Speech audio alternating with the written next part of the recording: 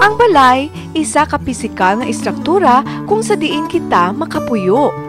Ang balay nagahatag amlig sa tion sang ulan, init, sa anuman nga sahi sang panahon. Apang mayara-iya sang balay nga nagahatag sang tsansa para magbag-o. Bahay Pag-asa is a center for children in conflict with the law.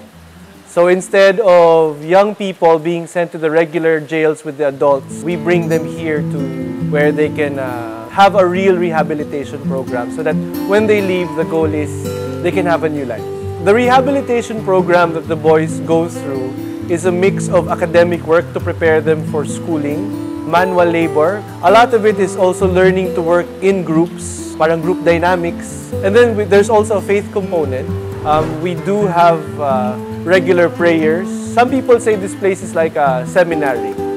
Ano bala kadako ang naging parte sang Bahay Pag-asa para sa sining nga mga kabataan? Bahay Pag-asa gives them that chance to make a mistake, have the right people to tell them what necessarily went wrong, and to tell them, okay, stand up, it's time to move on and do better the next time. Kag diri sa Bahay Pag-asa, isa man ka Lasal brother humalin pa sa Estados Unidos ang kada tuig nagabisita. This place, and the experience of being here was very powerful. Kaupod man ni Brother Dan ang isa sa iya mga estudyante.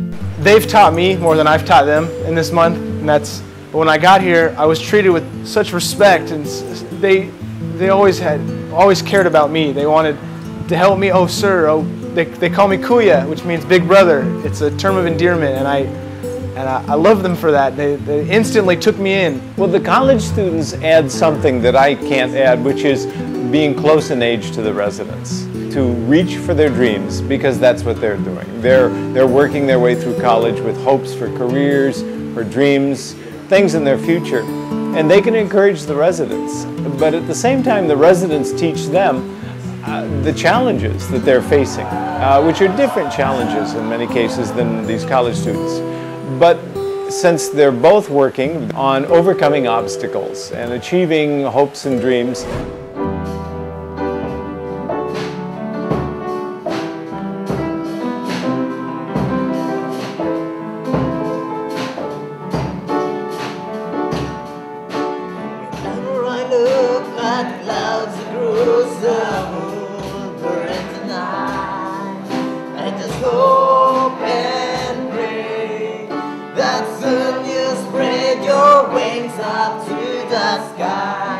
Diri sa Bahay Pag-asa, padayon ang paghatag sang serbisyo sang Universidad sang Lasal sa tanan nga mga kabataan nga nagakinahanglan sang bulig.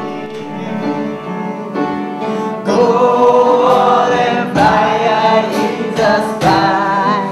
I could never rise to count the million stars in my eyes.